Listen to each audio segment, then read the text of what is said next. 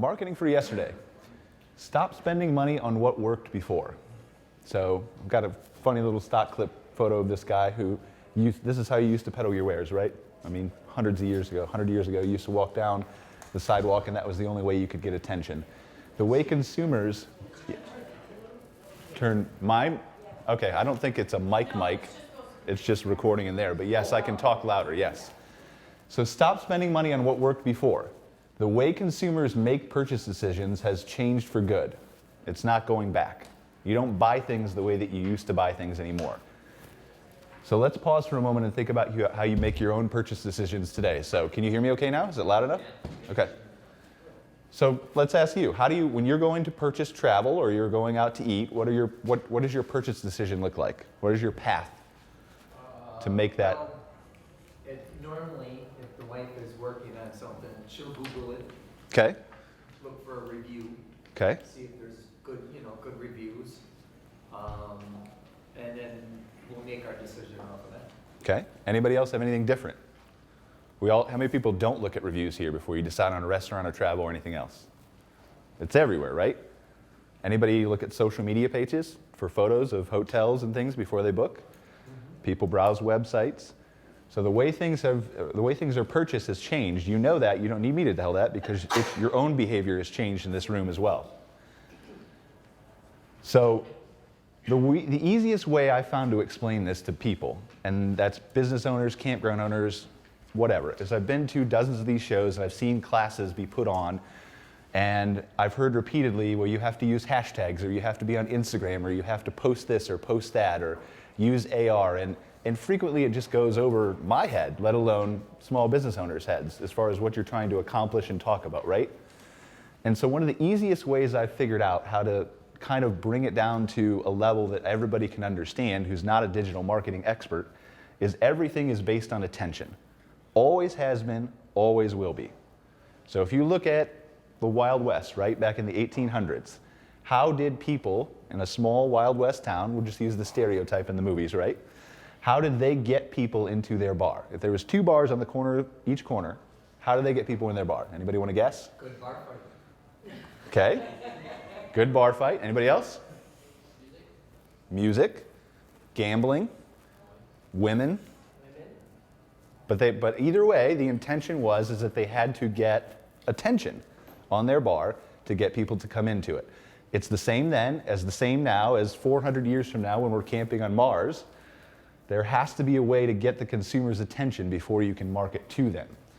And that doesn't change based on what I say during this class or a random fact in an article somewhere. You all know where the attention is today.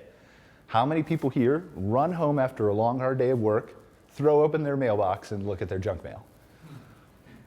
You don't do it anymore. It's the same reason that you don't take that 7,000-page Good Sam book and look through every single ad to discover where you want to go. That doesn't mean that Good Sam doesn't work. It just means that the attention is different today than it was before. And so your goal as a business owner should be to purchase as much attention as you possibly can for the least amount of price. Because no one here has an infinite budget, do they? If you do, you should be buying a Super Bowl commercial. But other than that, it has nothing to do with predicting the future or even understanding social media or technology.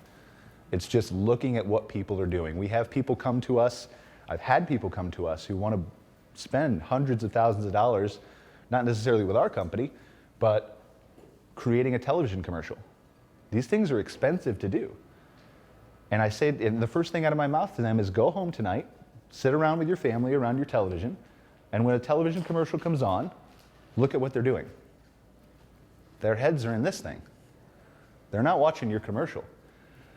So unless you've got something like a Super Bowl commercial being produced, then where people's attention are on that and they're talking about it the next day, it's overpriced attention. The biggest change to marketing in the last 100 years is no more shouting. Think about it. For the last 100 years, if you wanted customers, or if Coca-Cola wanted customers, all they had to do was shout. As many commercials, as many radio ads, as many billboards as they could possibly throw in front of your face to get you to understand that Coca-Cola was better than Pepsi, or vice versa, or Ford was better than Chevy, whatever it was. And for a while, all of you and me tolerated that because we didn't have another alternative. The only way we could find out what was good to drink or good at the grocery store was to read the junk mail or to look at the television commercials or to see the new products. But then the internet came, and now we have choices. And so now most people are no longer willing to put up with the shouting because the shouting is not targeted to you or you or you. It's a blanket. It's the same thing as a billboard. So if you throw up a billboard for your campground on the side of the road, you're going to reach 100% of people who drive by that who aren't looking at their smartphones. The problem is that 95% of those people have no interest in camping and might not even own an RV. That's shouting. Now, if you look at an alternative like Facebook where you can target people on Facebook who like camping, you're only spending money on the people who your audience is. So that's the difference. In the past, all you had to do was get loud, and people are tired now because it was never about them. And now they have a choice. And so if you can figure out how to target your advertising to them, you can be a whole lot better with it. How many people ever had your parents tell you this when you were a kid? Don't speak unless you're spoken to, right? I'm not an advocate of that saying necessarily, but it's a good analogy to use in this case. How many people are here have ever used a voice speaker? Siri, Google Assistant on your phone? Anybody ever talked to it? Okay? It's clunky, it doesn't really work well, but the intention is that you should be running all your facets of your online marketing exactly like Alexa is. In that, it only speaks when it's spoken to. If you went home or your phone was sitting on the table in front of you and all of a sudden it started screaming at you, buy Coca-Cola, you'd be super irritated with it and figure out a way to turn it off, right? It yells at you to buy Coca-Cola? Well, yes, it accidentally does that. But we'd get irritated with it. And so it's the same way as being loud with your marketing. You have to be targeted, you have to understand who you're talking to, and then if you do that, people will find value in what you're trying to give them. Because people do want to camp, they want to go to RV parks, they want to go to your campground, they want to play on your playground, swim in your pool, do your activities, whatever it is. But not everyone wants to do that. And so if you can narrow down your target market, then you can be a lot more efficient with your money. Choose your dates wisely. You already know the kind of people you want to stay at your campground, right? Seasonals, younger, older, whatever your demographic is at your park, you already know who you want to stay at your campground. But now you can use data to know the kind of people that want to stay with you. Now that's a very nuanced little difference in the wording. Who you want to stay versus who wants to stay with you. Most of the time they're going to match up because you've built your parks or renovated your parks to appeal to the type of audience who you want to stay with you. But you can know this for a fact now with data. Just like dating. Just because you like somebody doesn't mean they have to like you, right? So figure it out.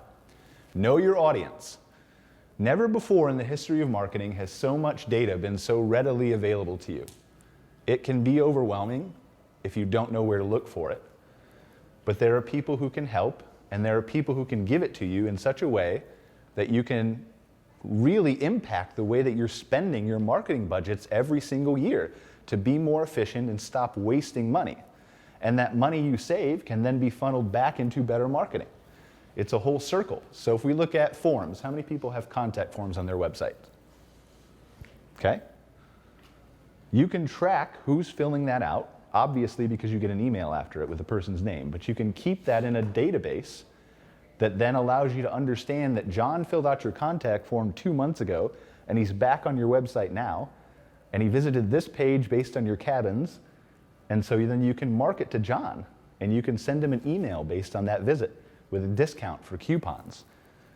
I know these things sound complicated, but they're really easy to automate and set up, and once you do them once, your marketing can really be much more efficient. Phone calls.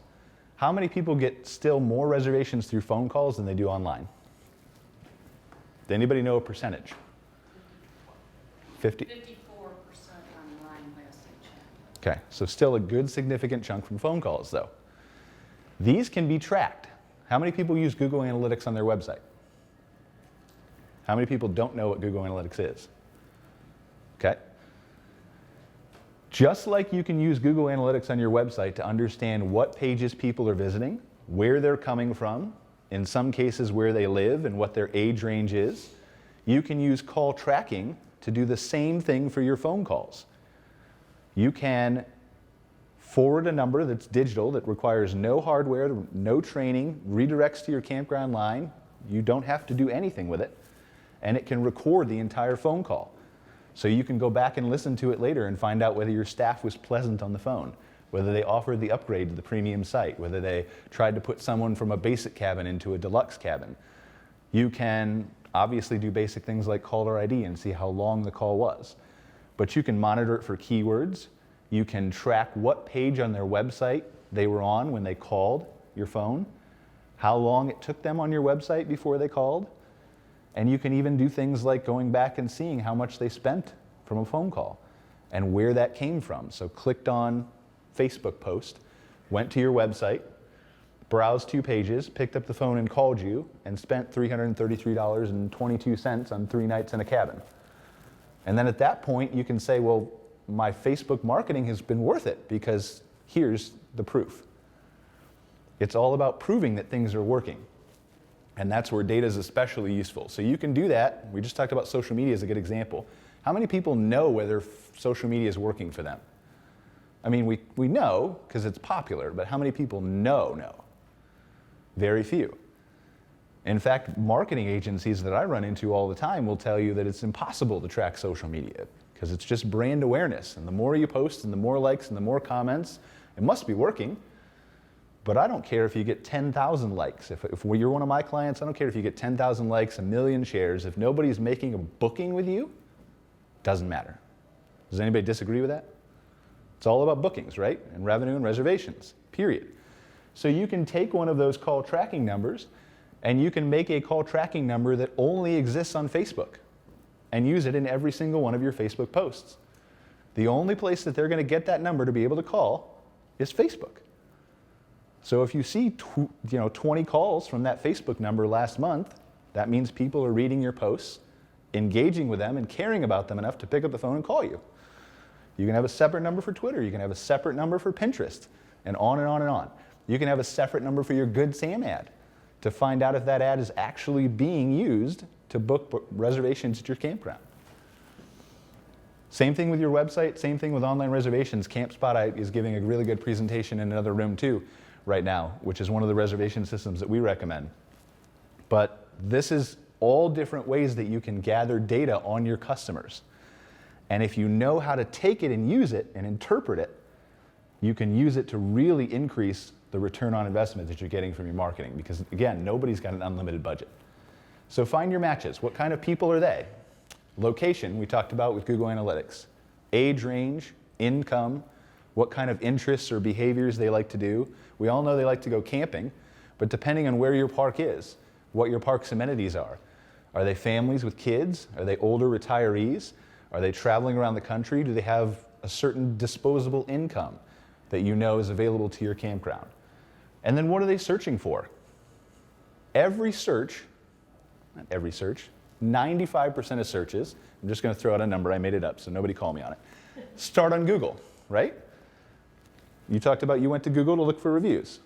You may not always end up on Google's reviews. You might end up on TripAdvisor or Facebook looking at reviews or Yelp, but you start your journey in most cases on Google. It's the same thing with Good Sam.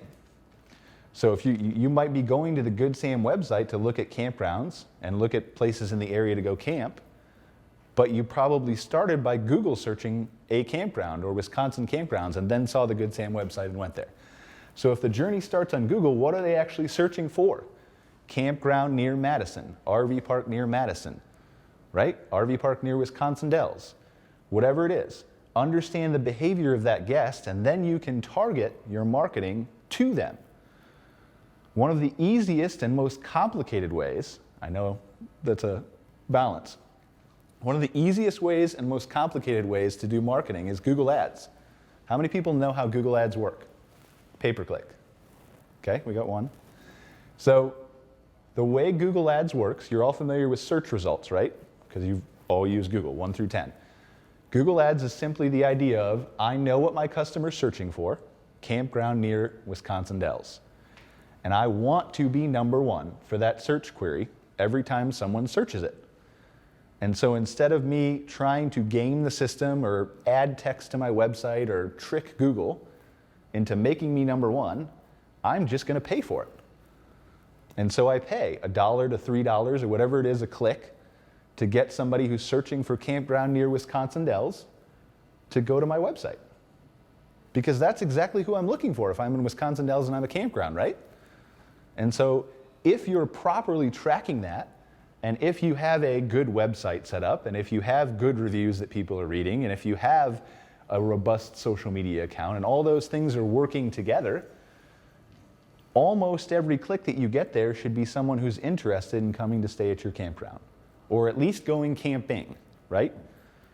Maybe they're not all seasonals, maybe they're not all younger. Again, that depends on your demographic and who you're targeting. But it's a very, very easy way to make sure that you're targeting your audience and getting those people up there. So spend money to reach those people. And then we look at first impressions. You mentioned Google. Reviews was the first thing you did, but you also went to other steps before you decided where to go and what to do, right? Reviews was only one piece of the funnel. We're no longer in an age where you drive down the road and you see a billboard and you, in most cases, decide to stop for the night. There are still people who get tired and do that, yes.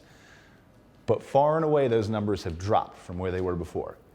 We're not in an era where you're only looking at one piece of literature, one ad in Good Sam, one television commercial, one radio ad, and then making a purchase decision. Now you're looking at 10 different places. You're looking at reviews. You're looking at social media. You're looking at the website. You're picking up the phone and calling and asking questions. And then you're going to talk to your wife for about a week and a half, or your husband, and then you go back and do it all over again. It's a messy, different purchase decision, the way people find and make decisions today. So when you look at first impressions, we've heard that before, first impressions matter, whether it's your marketing or whether it's you and how you dress and how you look and how you talk or how you shake hands and make eye contact. But first impressions have always and will always matter. The problem is today, you don't know where that first impression is going to come from. They could find your website first, but they could also read your reviews first. They could also look at your social posting first. They could pick up the phone and call you and talk to a staff member who's not feeling pleasant that day. And that could be their first impression. All of these touch points matter. It could be an advertisement on Google Ads. It could be anything, anywhere, anytime. It could be them standing in a grocery store line where they hear somebody overheard talking about your campground and they say, oh, I'm looking for something. And they strike up that conversation. That person's experience, based on word of mouth, could be good or bad. You don't know. But every touch point matters. It's not easy anymore. You know, I talk to business owners all the time who are still stuck in, and I don't mean just campground owners, I mean all business owners. And it even goes up to the board seats in Coca-Cola at these large companies who for 40 years have been doing television commercials for $400 to $1 million a pop, and they've worked since 1980, and none of them want to change. None of them want to adapt. None of them want to switch their marketing to anything new, even though they could save hundreds of thousands of dollars and do it in a much more targeted and efficient way. They're stuck. A lot of you campground owners are stuck on Good Sam. Doesn't mean Good Sam doesn't work. I'm not insulting Good Sam. What I'm saying is that where Good Sam was number 2 on your list of marketing things that you could do every year 10 years ago, now it's probably number 6 or 7. So if you've got your reviews taken care of, if you've got your social taken care of, if you've got a responsive website, check, check, check, check, and you still have money in your budget, absolutely buy a Good Sam ad. But don't buy it first because it's overpriced attention. And you don't need me to tell you that because, again, you know by watching other consumers what their behavior is, right? You know they're not going and looking through that guidebook every single page and happening on your ad. Some people are, but not in the numbers we were before because they have other choices and other places to get information from. So you've got to pay attention to that stuff. It's not going to change. As much as some of us might, I mean, my company probably wouldn't exist if it didn't change. But as much as some of us wish that it would go back to more simplistic times, that it would be easier to do all this stuff again, it's not going away. It's not going to go back to that point. And so you as a business owner, if you want to adapt and you want to survive, you have to be able to understand that either you have to learn this, you have to, or you have to get one of your grandsons or granddaughters to do it, to post on social for you. Or you've got to hire an agency, or you've got to hire a local kid down the street who's your computer IT guy. Somebody's got to do it for you though. It has to be done because it's only going to increase. Just like she said, 54% of her reservations come from online. That's not going to be 54% next year. It might be 56, it might go slow, or it could be 60. It's never going to get to 100%, but it's going to continue to creep up and creep up and creep up. And so you have to pay attention to these things and give people what they want. The longer you think that it's optional, the easier it will be for competitors to come in and take business away from you. You all see this with investment groups right now. I've talked to multiple campground owners who are concerned about some of these investment groups buying up properties and coming in with their larger marketing budgets. And it's a concern. What's to say somebody can't, whether it's an investment group or somebody else, or even just a millennial or a young professional like myself, coming in and buying a campground down the street from your park, and all of a sudden running Google ads and doing reviews right and social posting and having a nice website, and all of a sudden, they're much easier to find on the internet than you are.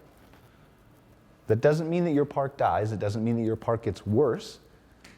But the perception from new people who have never heard of your park and don't know that you give good customer service and don't know that you've poured your heart and soul into it for 40 years, because they've never been there to see you or meet you or shake your hand, changes.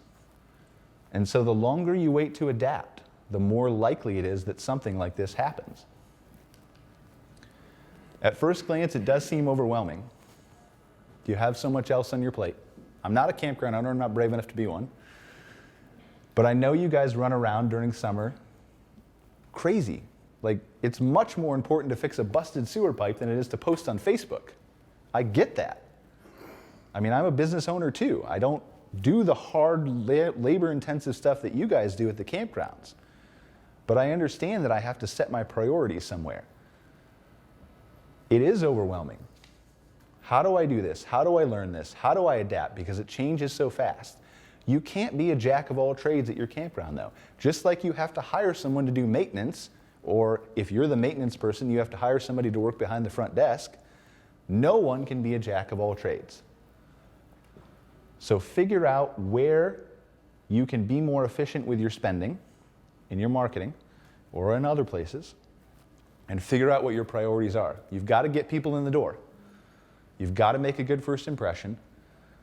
You've got to monitor your reviews and your social posting and your website and all that kind of stuff. But if you don't want to do it, or you don't want to learn it, or you don't have somebody as a granddaughter, grandson, college person, whatever, kid down the street who can work for you, then you need to hire somebody to do it. It doesn't have to be me, but you need to hire somebody to take care of it, or you need to do it yourself. They gave me an hour and a half here, and I really don't have too much to go over, so I'm going to open it up to questions in a second. But just stop and think about it today for marketing. Where are people seeking information? Google, your website, wherever. How are they then consuming it? So when you go through and you read reviews, you're looking at, what do you look at? All 5 stars? 1 stars? Or do you tend to gravitate toward the middle? 4 to 5. 4 to 5, because you want to see the not glowing reviews, and you don't want to see the super angry people who are just ranting and raving, but you think that the middle are more trustworthy, right? But understanding how people are consuming that. What are they looking at? What are they trying to find? And then going after that. Use the data available to you and uncover ways to target the consumers who want to stay at your campground, consumers who want to stay with you, using ads, social, whatever it is. So if you're in a place like Wisconsin Dells, and I keep going back here just because it's an easy example, but if you're in a place like Wisconsin Dells, you know that in most cases, the people coming to the Dells during the summer are families with kids or teenagers or whatever. And they're coming for the water parks and they're coming for the activities. And so you're not going to go out and target an ad to somebody who's 55 and older in Wisconsin Dells. You could, and you'll probably get people, but it's not going to be the most efficient way to spend your money, period. So if you understand your audience and where they're coming from, if you're in the Dells, does anybody have a park here in the Dells? Okay, so if you're in the Dells, we do marketing for one campground down there, and I believe I've been told multiple times a lot of them come from Minneapolis to come over to the Dells. So, but understanding that with your online reservation system or the data you have that a lot of people come from Minneapolis to go to the Dells during the summer allows you to then target ads to people who live in Minneapolis, who like camping and maybe have kids. Because then you can show them a campground that's right around the street from Noah's Ark Water Park or Kalahari or whatever it is. And then just refine your methods. Keep checking over and over and over again. It's not a set it and forget it. It's not a buy the good Sam ad and be done till next year anymore. This is something that requires monitoring. It doesn't mean that you necessarily have to monitor it. If you have somebody who you trust, who can consume the data and understand it, and who can react to it, who you've given the authority to say, if you see something bad happen, change it, make sure it works. Same thing as you empower your mechanic at the campground to say, if you see a busted pipe, fix it. Don't come to me and ask if you can fix it, because it just takes longer. If you empower the people to do that, or at least are willing to be educated in a way to where someone like me can sit down with you and say, this is what this means and this is why you should pay attention to it, then you can understand all this stuff and your marketing can be a whole lot more efficient.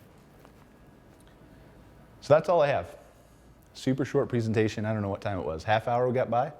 So I didn't ask Lori for an hour and a half, but I'm certainly willing to answer any and all questions you guys have on marketing. We do everything from review responses at our agency to social posting to Google Ads, and I'm just trying to give you examples of things we can talk about, to call tracking, to website design, to Alexa and voice search, branding, logo designs, those kinds of things. So, What's Alexa voice search?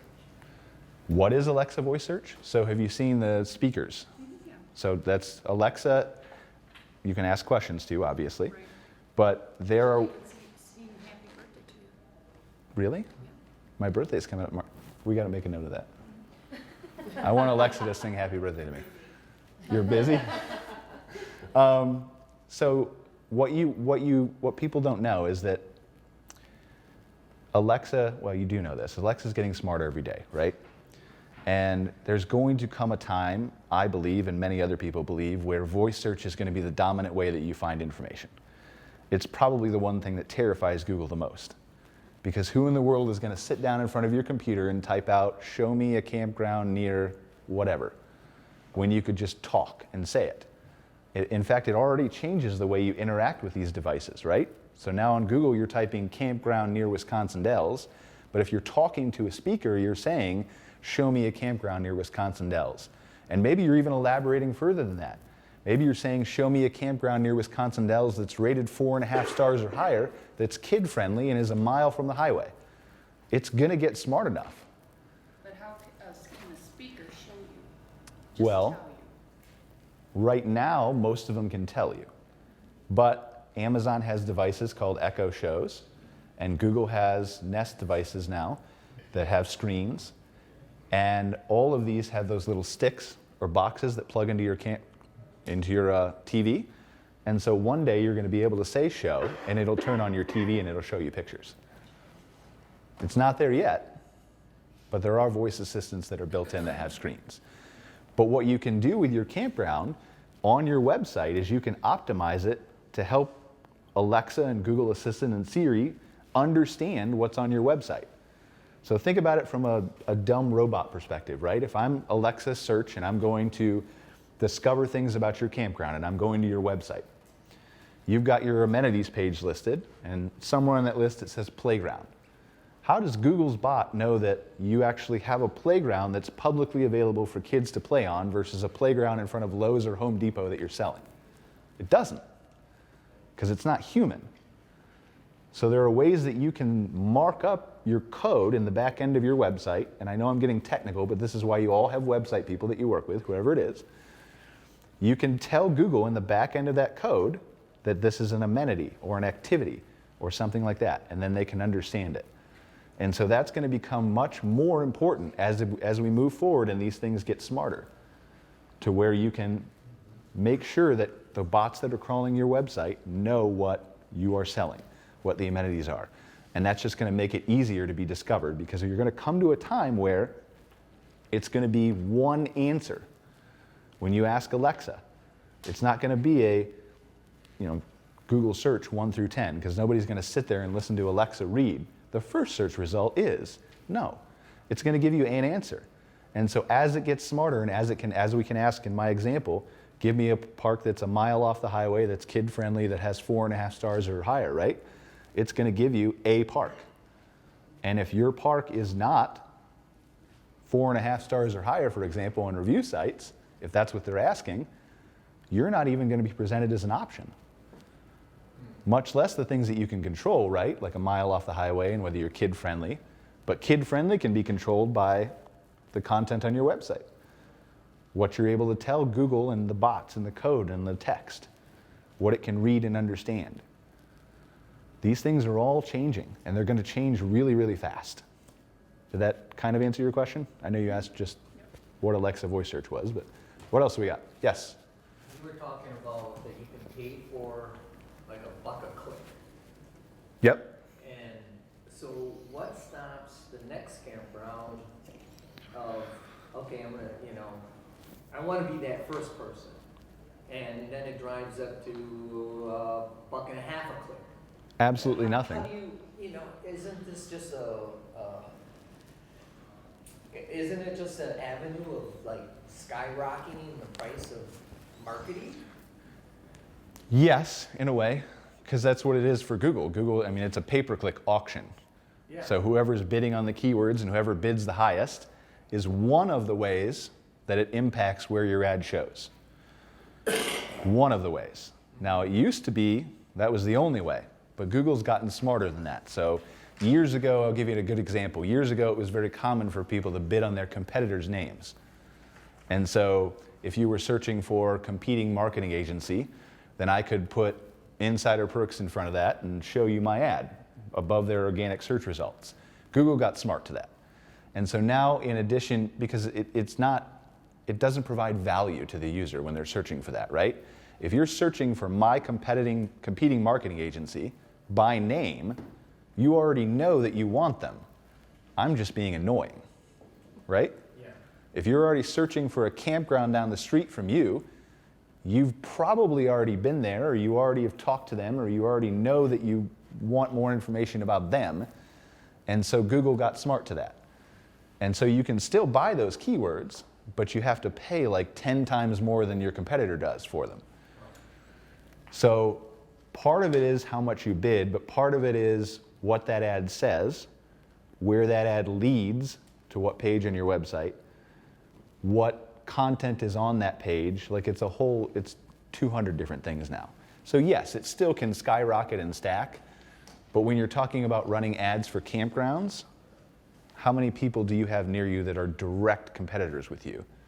One, because all different types of campgrounds, right? From state park pull-throughs with no hookups to Walmart parking lots to resorts. There's probably only 1 to 2 other people, depending on where you are, who are really your competitor. Yeah. Right. That far. Well, a little ways away. Yeah. Right. And so then how many of those people are actually buying Google Ads right now? So yes, it could be a bidding war, but it's still better than being buried underneath TripAdvisor's page and your local CVB's page and Facebook and everything else before they can find your website. And again, it's all about following that through, tracking it to the return on investment, right? Understanding that $3 click, or even if it's an $8 click, resulted in a $200 cabin reservation. Is there any scenario where you don't turn that down? Sure, I'll give you $8 if you spend $200, right? But it's being able to track it. And so, does anybody in here use CampSpot as a reservation system? Okay, you do. Do you do e-commerce tracking? If you don't know what that is, see Griffin and Casey at their booth, they'll tell you. What e-commerce, because it's really important. So one of the reasons that we like working with CampSpot is because we can follow the purchase all the way through. So they have tools on the back end of their system where we can see not only did you click on an ad and went to the website, which we can do without CampSpot, but then you clicked and went into CampSpot's system and you made a reservation for $333.28. And then we can put that in your Google Analytics reports with e-commerce tracking. And then you can see I spent $300 last month on Google Ads and I made $3,000 last month in Google Ads, at least. And then it's spend $1 million to make 2, right? It's all about proving the ROI. So yes, it can be a bidding war, and I know this is a longer explanation than you asked for, but it's all about proving the ROI, and whether that's on Google Ads or social posting or whatever form of marketing you're doing, Good Sam, television commercial, it's all about understanding, am I getting the money back for my investment? Yes? Isn't that kind of the same for any kind of advertising for the bidding war thing? Like, because like billboards, they get more expensive as there's more people buying them. Yes, It's kind of like for all of it. except it's much more automated and much for more sure, quick on for Google. sure. And so the price can raise in an hour Yeah. versus the billboard may have a 6-month contract on it. Yeah.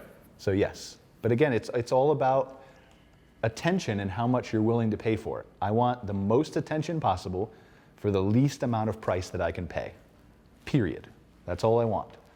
And so if I can reach 1,000 people on Facebook for $4, scale that up to 40,000 people for $400, my math is correct, it's been a while since high school. At that point, are you going to reach 40,000 people in Good Sam for the same price that's targeted, that likes camping, that you're specifying is in your specific area, who lives in Wisconsin, or in the case of the Dells who lives in Minneapolis? It all becomes a question of buying the attention that you know, the people that you want to stay at your campground for the least amount of price. Because then that bidding war doesn't matter. You're getting already the cheapest attention, and you're proving on the back end the return on it. Same thing with a billboard. You throw a call tracking number up there. You know, set up a landing page website for your campground. And so whether they're calling or whether their wife's looking at the phone and punching in your URL, the only 2 places they can get that is that billboard. And then you know whether it's working. So maybe you're paying $45 a month for a billboard because it's on a friend's farm, it's on the side of the road, or maybe you're paying $6,000, but if you can prove the return on investment, it's better. Something to speak to the bidding war questions and things like that. Something with ads that a lot of people don't know, with Google ads specifically that people don't know. While you do pay per click, you also have the ability to set your budget. So you can set a monthly budget and then average that out over however many days are in the month, so that once you hit that cap, it stops spending for you that day. So whether your budget is depleted by 11 o'clock in the morning or 8 o'clock at night, it won't allow you, once you set those parameters, it will not allow you to exceed that. So it's not like you get a bill at the end of the month and it's like, holy crap, I just spent $1,000 on Google ad clicks. Like, I wasn't expecting that. You have a budget of $300 a month that you're willing to spend or can spend on Google ads. Once you max that out, then it stops boosting Your ads, stop showing your ad at the top. So it's not like, it's not a free-for-all. Yes, it's still, you can still get into a bidding war, but it's not a free-for-all. So you set those caps, so to avoid the, crazy spending. And start small. If you're nervous about it, start small. Especially when you don't have the systems in place necessarily to prove the ROI in the beginning. But once you do, you're going to learn how to do it, right? And you're going to be, so he's going to learn. And then once you can prove it, then it's spend $1 million to make 2. But it's okay to be nervous in the beginning and test the waters. But you've got to have somebody, either you're going to do it by constantly watching it, or you're going to have to hire somebody to do it, or whatever. Or you're going to have somebody who's tech savvy do it. Google Ads is one of the hardest things that we do as an agency. It requires a ton of time and investment and effort. What else we got?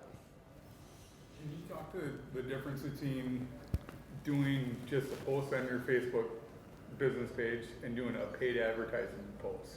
Yeah. Do you have a specific use No. case or just in general? No, just in general, because I think my wife runs a agency probably very similar to yours. Okay. And she fights that all the time where people are like, well, I am posting on social media. And you know, they think it's as effective, because when Facebook first started, they gave everything away. Yes, And organic now reach, they're yeah. not anymore, and people still get, I think people, especially in this industry, when it's a newer avenue, they think, well, yeah, I'm posting on social media and it's not working, and that's where they get kind of stuck. Okay. So how many people think their social media isn't working for them? Nobody? Okay. So what he's talking about is the difference between when Facebook first started, there's still something today called organic reach that we call it in a marketing agency, which is basically the amount of people that you could reach for free without paying anything.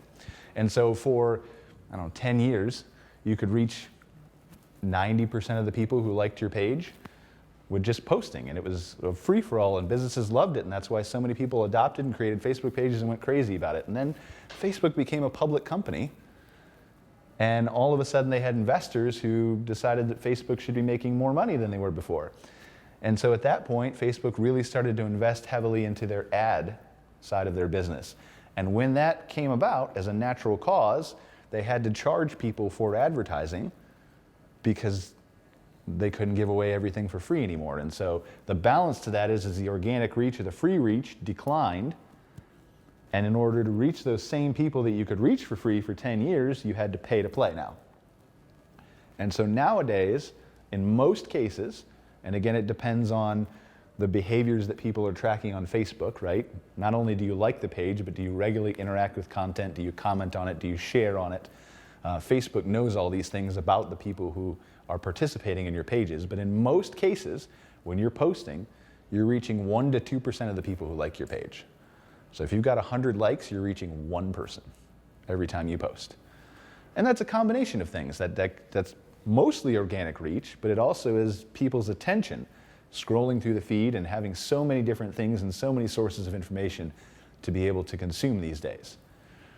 And so running an ad not only allows you to reach those people, but it allows you to target them in a way that you can't on your Facebook page. So free posting on your Facebook page, you can reach the people, percentage of them anyway, who have already interacted with your brand, who have already indicated that they like your campground. But you can't reach anybody outside of that unless they share your post. Whereas if you run a Facebook ad, you can say, I want to reach people who live in Minneapolis, who live within 50 miles of this specific area, who have an income range above $50,000 a year, who have kids between 2 and 13 years old, and who like camping. It's creepy from a personal standpoint, all the different targets and things that you write, but it's really good from a business owner standpoint. That kind of? Yep. Okay. So just to clarify, when you are talking about a post versus an ad, so if you post on Facebook, but then you boost it, is that now considered the ad? Or are you completely talking about a different thing in developing an ad? So yes and no. It is considered an ad because you're paying for it. Yeah. But when you boost a post, you have very limited choices as to what you can do with that. So when that box pops up and you can choose, I think you can choose a location through that. We very rarely boost a post. You can choose the location, you can choose your parameters of like you want to target people that like to camp. Or Right. are outdoors and then the age range, but that's boosting a post as opposed to Running an ad, right. So boosting, completely different. I don't like boosting posts ever Okay. unless there's a way to directly get a return on investment from it. Most posts that you put out should be posts that are not trying to sell something, because you don't want to see that. When you're scrolling through your Facebook feed, you want to see value, right? And so most of the posting you should be doing at your park, if you're in, let's just keep our Wisconsin Dells theme, right? I'm going to share that Noah's Ark is opening this weekend, and they added a new slide over the winter. Or there's the Wisconsin Dells, I think they have a car festival on Memorial Day, right? So they have a car festival coming on. Come down and see that. Here's who's speaking, here's who's providing, here's information about my campground and hiking trails and whatever else. And then once in a while you want to throw out that make your reservation now. So the only post I'm boosting is the one, if I'm boosting anything, is the make your reservation now. And then I'm tracking it to make sure that they're actually making a reservation. So yes, boosting is different than ads, even though it's still considered an ad, because when you go into Facebook's ad interface itself, you can choose what the goal is that you want to accomplish with your ad. You can say, I want them to go to my website and click, or I want them to see this ad as many times as possible, or I want them to only show my video to specific people who are more likely to watch a video. So there are a lot of different options that are more difficult to navigate, but can benefit you more long term. Does that make sense? What else we got? What's something that you struggle with at your park with marketing? Anything? Well, I was just gonna ask, well, search engine marketing and search engine optimization. Yeah. SEO. SEO and SEM, yeah. Now, which do you concentrate on? Search engine marketing? I don't think that there's a right answer to that. Like I think the answer is both. But I think it very much depends on your situation and what you've already done right. So do you own a campground or? Okay. So when you look at what do I already have done already? Well, is my website done already and is it responsive? Check. So now that I've got a good website and I'm not being penalized in Google because it's not mobile friendly, now I move on to things like search engine optimization, which is making sure that the content on my website is well written, not stuffed full of keywords, well written for a human being, because you can't trick Google anymore. Do I have a separate page for my cabins? Do I have a separate page for my types of cabins? Do I have a page for my activities? Does Google understand that that's a list of my activities, like we talked about the playground and the voice search? Because you can mark up that too, and you can tell Google's robot that this is an event that's being held from March 4th to March 8th that's located at my campground that has these things to do. And then Google will actually display that sometimes in their search results, which gets you more traffic without them even going to it. But doing those things and helping Google understand is the SEO portion. And in search engine marketing is your pay-per-click and Google Ads and stuff like that. So the answer is one's not more important than the other. They all need done. But I think that depending on your goals, that affects which one comes first. If you have more of a tolerance for long-term, slower growth as far as building your website up, because you've already got 80% occupancy at your park, then you can wait a little bit and work on SEO. But if you need more immediate results, let's say you're a brand new park that just opened its doors and nobody knows you exist, then focus more on the search engine. Okay. Do you build from the ground up or? It's a pre-existing, we don't have anything yet, so. Okay. Right, okay. Well, was pre-existing though, so did you have camp? Okay. Put a new name, I'm sorry? a New- new name though? We kept part of the old name, so that we didn't lose that recognition.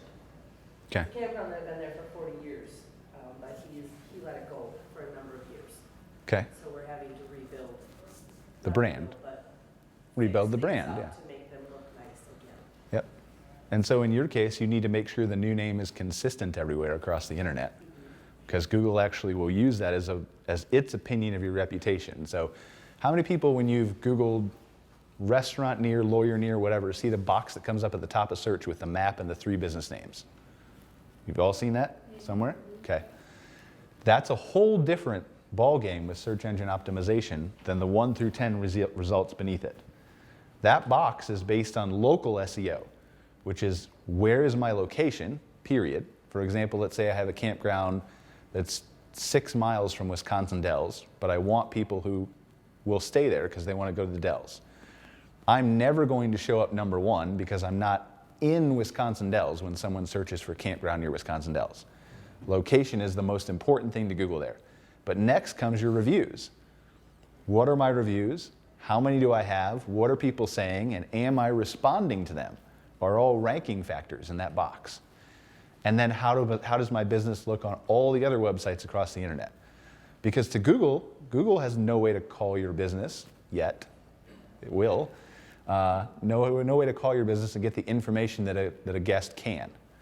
And so Google's idea of your reputation has to be formed by what else is being said about you on the internet as a whole. And so if it can go out to 50 other sites and see that your name is the same exactly as it is on every single site as it is on Google and your website, phone number is the same, address is the same, information is the same, then it has a higher opinion of your reputation. And it will rank you higher in that search because Google's whole sole job is to make money for Google. It doesn't care about you, it doesn't care about me. Google cares about Google. And just like you should be posting on social things that people value, Google wants to provide value to the people who are searching too. If they searched campground near Wisconsin Dells and Google showed the #1 result is a park 7 miles away, people get irritated and they might go to Bing. Probably not, but you understand the point. So location, reviews, consistency.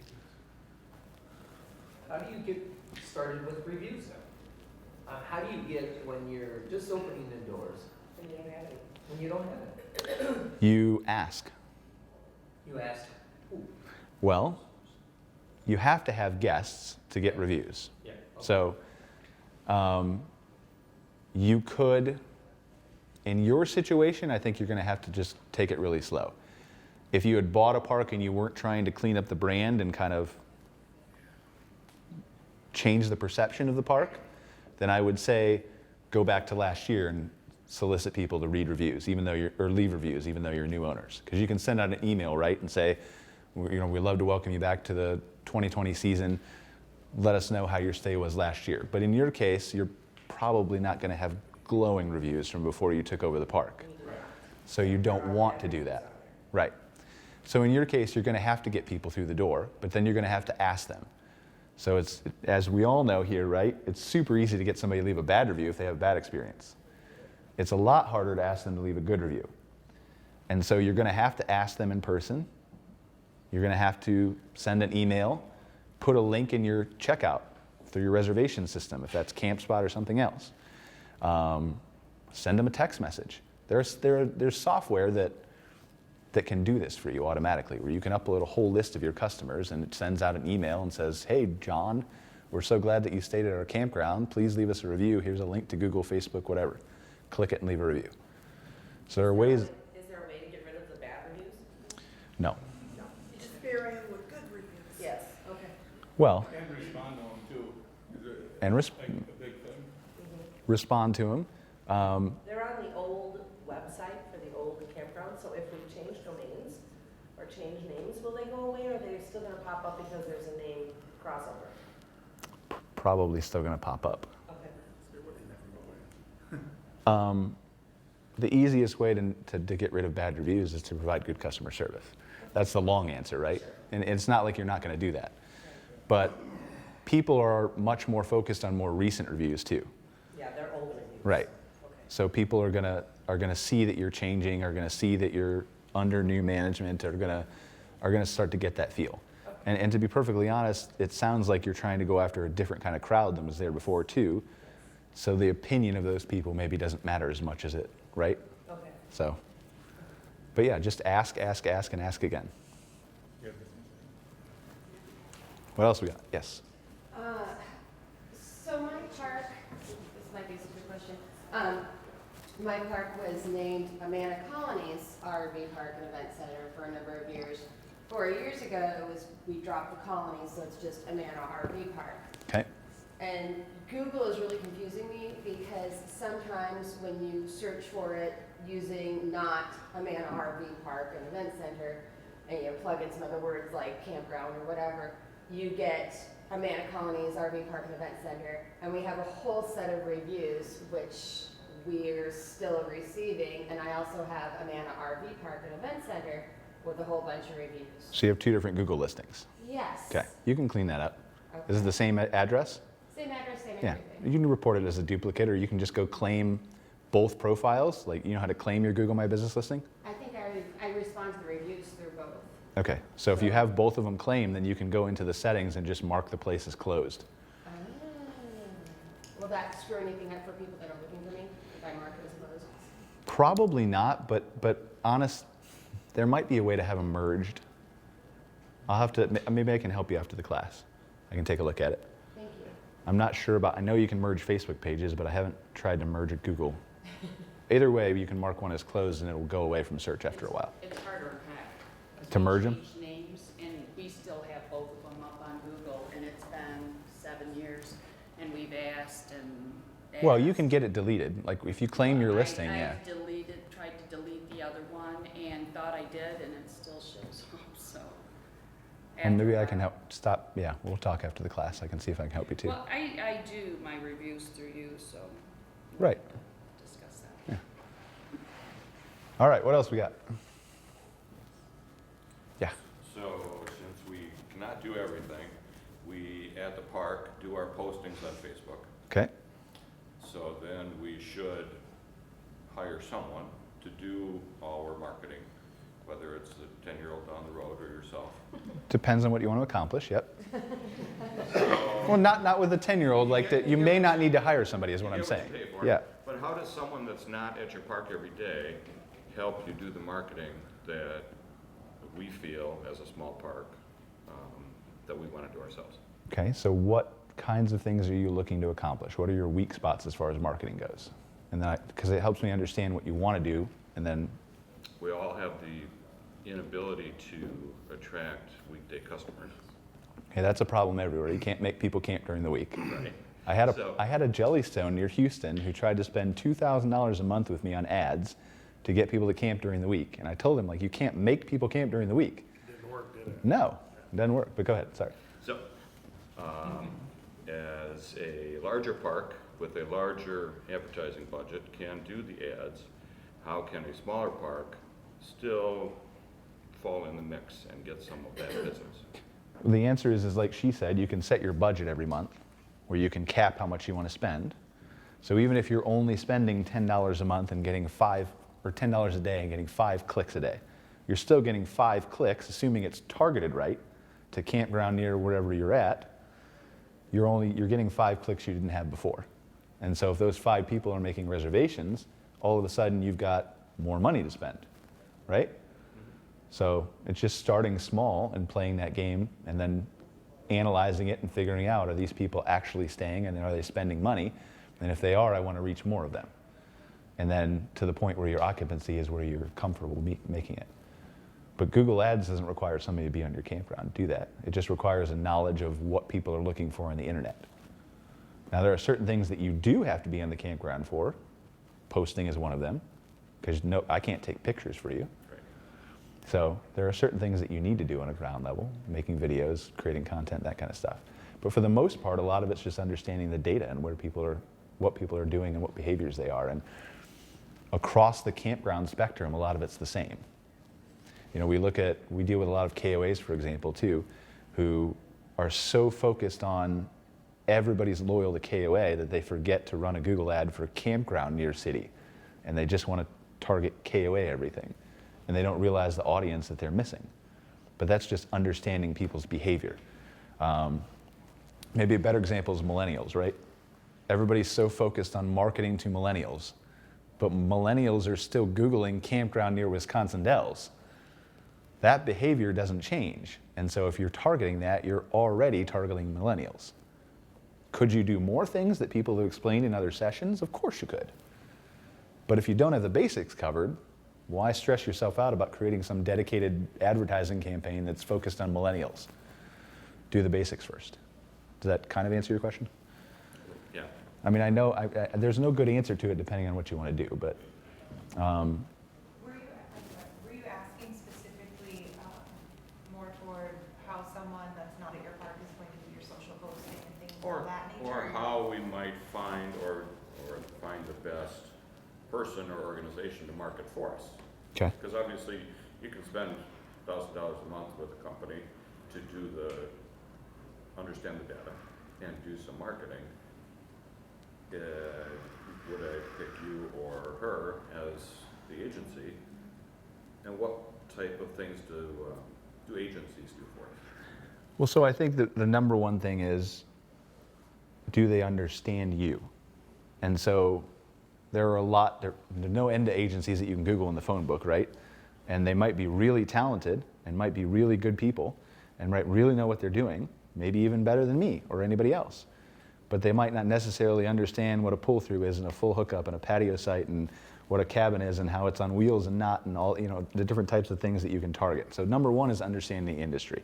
I think that's the biggest key. And then really I think it just comes down to what you want them to do. can you ask them the questions, and are they giving you the knowledge back that makes you comfortable? So if you're asking them a question, and let's look at ADA compliance, right? If for your website, how many people know your website has to be ADA compliant now? Okay, so if you call up your website marketing team or the person who you think you want to hire to do it, and you say, I know you guys do great websites because you do the website for the campground down the street from me and they're great and it's amazing. Tell me about this ADA thing. Well, I don't know anything about it. Well, there's your answer, right? So either you are willing to sacrifice that knowledge, or that person that you're talking to is willing to learn, or they don't know anything about it and they can't meet your needs. So I think number one is, do they understand my industry? And then number two is really, do they understand what do I want to accomplish? Can they help me get there? And then it just comes down to preference. Maybe you like somebody better, right? So, is that better answer? Mm-hmm. Okay. Well, and something that we do as an agency, I don't have experience with other agencies, so I don't know what their process is for onboarding a new client. But for us, we take a lot of time and pay close attention to the details when we're onboarding a new client, because we're not at your park. So it's our goal to make sure that we understand your park to the best of our ability so that we can serve you best. So we have an onboarding form that we send you with a lot of detailed questions. What are your site types? What are your amenities? What up and coming things do you have coming up at your park? What are some things that attract people to your area? What things do you want us to post about? What don't you want us to post about? Et cetera, et cetera. And then we also have a call with you. And we go over all of that with fine-tooth comb. And then we're always reachable too. So if something pops up at your park and you're like, oh my gosh, one of our bathhouses, I need a post up or whatever, you shoot us an email and we'll get a post up for you and things like that. So we really do our best to make sure that we're reachable and that we understand your park and your business and what your goals are. And so I would hope that all agencies are doing that. The benefit to an agency like ours is that we specialize in the camping and RV park industry. So we understand the site types and all of those little nuances that are not in any other industry but yours, like, you know what I mean? So, yeah, so we pay very close attention to detail, make sure that we learn as much as we can about your park. So I think it's finding someone that's willing to spend that time and attention to detail on you and your park. You should ask her first. What else we got? Yeah. So is there a base price for your service? I mean, I know there's in depth of, what's that called? It's your, not your vision, but your, what your page is gonna look like and all that is a different setup and all that kind of stuff. But I mean, is there a base after you have your page, your Website done? Or what? Yes. So I mean, are you asking specifically about websites or just our services in general? Because everything we do is a la carte. It's by itself. Because not everybody needs everything. Yes. Okay. So it depends on what and we can talk about that after class. I don't want to, my intention is not to sell during the class, but I'm happy to sit down with you and talk about that, or at our booth. Sure. But so the answer is complicated, depends on what you want. Yeah. But it's affordable, because we've done it the way we've tried to keep it, understanding that your budgets are not infinite. We've done our best to keep it as affordable as possible. So, what else we got? Anything you're struggling with at marketing? Well, I always struggle with local print media, Okay. because we have a lot of, we have like Hidden Valleys by us. Okay. And they distribute 100,000, but my thing I always say to them, it's $200 to give me the ad, which isn't not a deal Not breaker. expensive, yep. But, they're already in the area. Where do you distribute your print media? And that's where I struggle with that, because, the local area is only so many people are gonna come. Okay. If it's in your backyard, most people want to do it.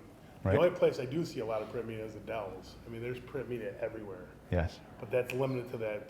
It's like it's like a collusion down there because only certain people have access to those directories, and you just can't put directories wherever you want down there.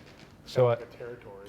No, but could you, a lot of the ads in the directories are paid for because they're members of the Convention and Visitors Bureau, right? I think, it's one thing. I think it's one one bureau down there that does. I don't know if it's a convention bureau, but Yeah, I'm not sure of the name of it, Yeah. but you have to be a member of them to get your ad in there. yeah. Um, But what I struggle with is directories like that. I mean, they have a lot of, it's not like Waco where we have 400,000. I mean, that's a whole different ballgame. right, that's the whole, I mean, they have a That's bigger another thing, budget. Like I said, who uses a phone book anymore? Right.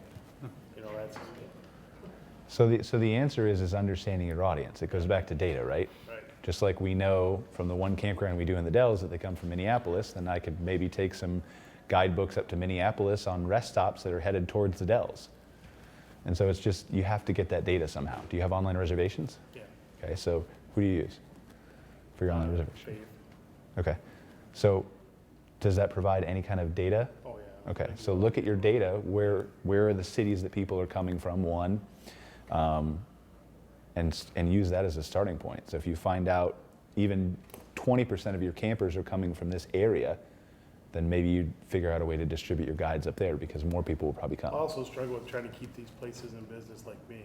I mean, they support me, so I kind of feel like, you have to support them. So. Right, yeah, I don't think I would stop doing the 200, but I would maybe find something else that I could do as long as it was based on data. Sure.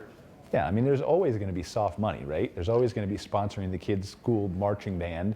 You know nobody's going to camp with you because of it, but it's a good thing to do and you're supporting your community. But those are the things for $200 to $500 that really don't impact your bottom line that much. It's just the right thing to do.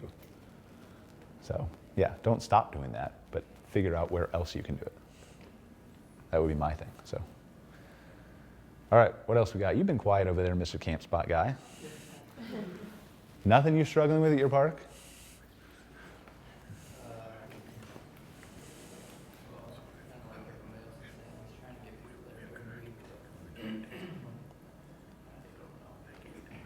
I know we need to do more with the marketing and a similar question, like what does it cost?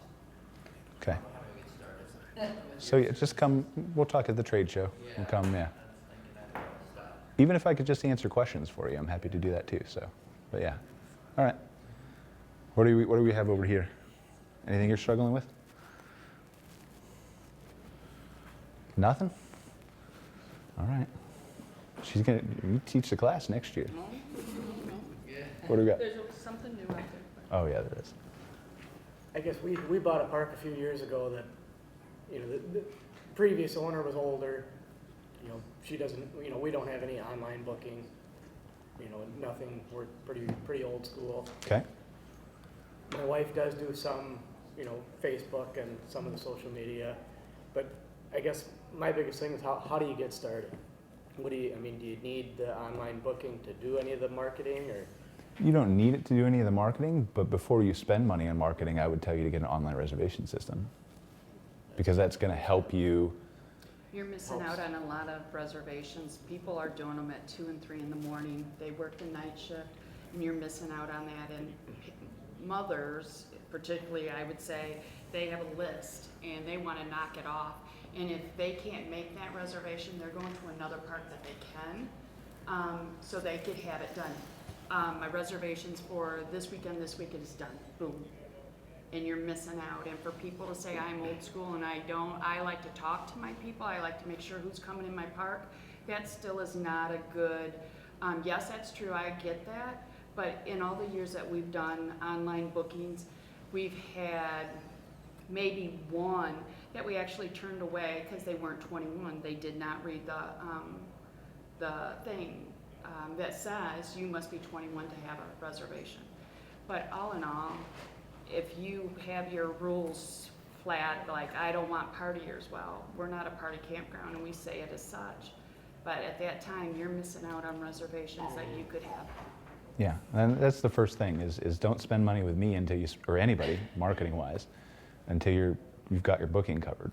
Because that's going to increase your revenue and give you more money to spend on marketing, one, but it's also going to allow you to track it and prove that it's working. Okay. So, Yeah. oh, I'm sorry, go ahead. So that you need the booking to be able to track the marketing, Yes, you can spend on marketing without the online booking, but you can't track it. but I wouldn't recommend it. Right. Yeah. Okay. Go ahead. Well, so you don't, okay.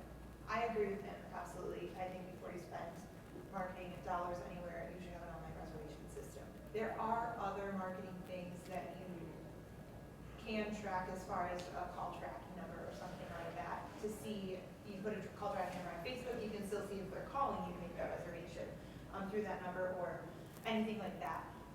But absolutely reservation system. And I've heard a lot of people say, oh, if I get on my reservation system, I love having that personal connection with my clients or my customers when they call to make that reservation, the conversation and that personal connection. But 9 times out of 10, they're still going to call you because they're still going to have a question that your website couldn't answer. It's a super nuanced thing that's specific to them and their stay. They're still going to have to call you and ask that question because it's something that your reservation system can't tell them or your website can't tell them.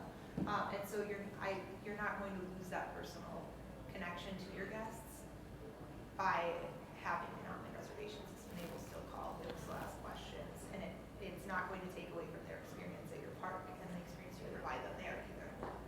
And to her point, like you could do a survey too of your existing guests and say, would you use an online reservation system if we had it, and get some data. But some of these aren't going to cost you anything. You can pass along the cost to the consumer. Like CampSpot does that, right? So, I mean, it's not even an investment anymore. There's also a demographic that don't want to talk to you. They just don't want to, you know, and they'll talk to you more when you're there, when they're there, but they don't want to talk. They just want to make reservations. Yep. Yeah. So, all right, ladies, what do you have?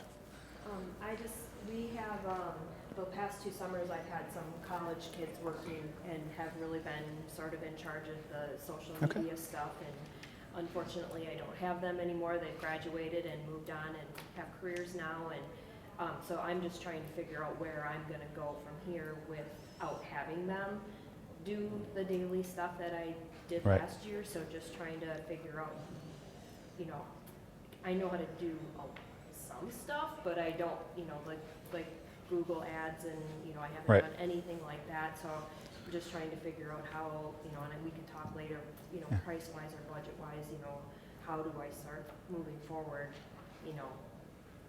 The biggest thing to think about is your goals. Like, what are your goals? So was my occupancy here last year, and do I want it to be here? Or do I want to attract, we talked about midweek guests, but do I want to attract younger people or older people or longer stays? Or, you know, figure out what your business goals are and think about that. And then when we talk later, then I can help you understand how to achieve those. If we hire somebody like you guys to help us, if I just want to post like your scenario about like, hey, our bathroom is down and so on, can I just get on and post that myself, or do I have to go Nope, through you do it yourself. You have access the same way we do. Okay. Yeah. All right. So, In fact, it works really well that way. okay. Because like he was saying, we can't get pictures at your park, but we can provide a place for you to upload them, but we want you to be a partner with us. Like we function much better as like a backstop of you're busy and we're there to be behind you as a reinforcement.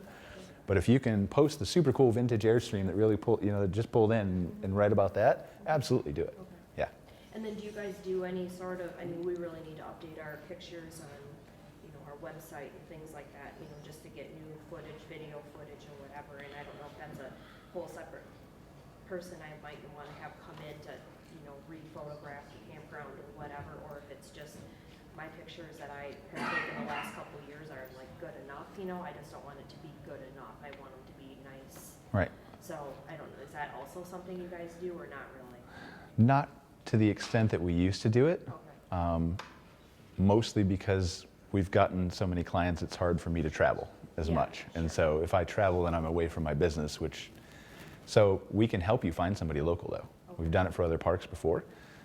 Just to try to do those, you know, virtual videos of your cabins and, you know, you try to do it yourself and it's just like, oh my gosh, this is not working, you know, kind of thing. So just those kinds of things, just to try to get those, you know, out on YouTube or whatever, you know, different platforms that I just don't know how to do or what to do. But again, think of your goals, right? And we'll talk about this later, but take some time and think about that. And so maybe you want those virtual tours done, but is that the first thing you should spend on? Right, and that's exactly Right. it, yes. So, what do you got?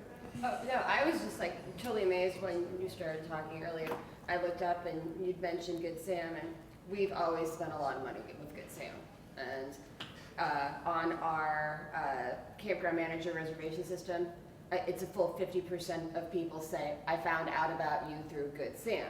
So we've always been able to justify that spend. Right. However, I just started looking through, we have a new website that we just put up last year, and apparently, for the referrals to our website, only 9% of them come From Good Sam. actually just less come from Good Sam, but 50+% of them come from Google. So I'm kind of amazed by that since we kind of had that. Well, so law. here's the other thing though. If you're 9% are coming from Good Sam, how did they get to Good Sam? Yeah. I mean, Maybe they got to Good Sam through Google. And so the intention is could you still capture them on Google and eliminate the middleman? yeah, I think that sounds Right? great, and that's an even better way to think about it, but apparently I need to spend less on Good Sam and more on Google. I mean, nobody's in here trying to say Good Sam. Again, I don't want to insult anybody or, you know. And it may be, I think Good Sam is good for people in different situations. I mean, you might be right on the highway and that's what, you know, somebody who's just passing through your area and those are the Good Sam users, and that might be what, for me, that doesn't work. I'm out in the middle of nowhere, so. Right. You know, it just doesn't pay for me to be a Good Sam person, but it works in different people's Right. situations, so. It all just By all means, yeah. it depends on your goals, and it depends on if you're tracking it. Like if I don't care. I mean, I have parks that spend $20,000 a year on Good Sam. If you can figure out that you actually make $20,000 in revenue off that ad, absolutely buy it every day. Good Sam people get a discount off of your regular nightly rate, and you know, do you want to discount your sites? That's the other thing. We do. Yeah. Right. Yeah, you have to factor that into the ad cost plus the discount cost that you're eating. So, Yeah. but even if you don't do a Good Sam, I'm not saying don't be a Good Sam park. To be clear. No, I'm Always definitely do that, with yeah. Good Sam. Yeah. I definitely am, but I just looking at it this way, it's definitely making me think that I shouldn't be putting so many of my eggs in the Good Sam In one basket. basket. Yeah, exactly. Anything you got? Not really. Okay. We have a lot of repeat customers, probably like 90% of our business is repeat. Okay. Cool. We're basically full, not every weekend, but almost every weekend besides like 2-3 sites. And then if we have a down weekend, we'll just post it on Facebook, and then also the calls will just start coming in. I want to own his campground. We don't have that many overnight sites. We have more seasonal. Okay. So No, that's a great it's yeah. like a small little community. Yeah. yeah. He also has a very tech wizard brother who does He's a nerd. a total, I mean, he is So there's there. more going on than just I post on Facebook and they Yeah. come running. But we have a good foundation to start off, and then he takes it. Yeah. And he's just a nerd. Yeah. It's really good to have one of those. It is because it's cheap when you have it. Yeah. Yep. Right. So, all right. Well, we got about 10 more minutes, but you guys want to just call it early?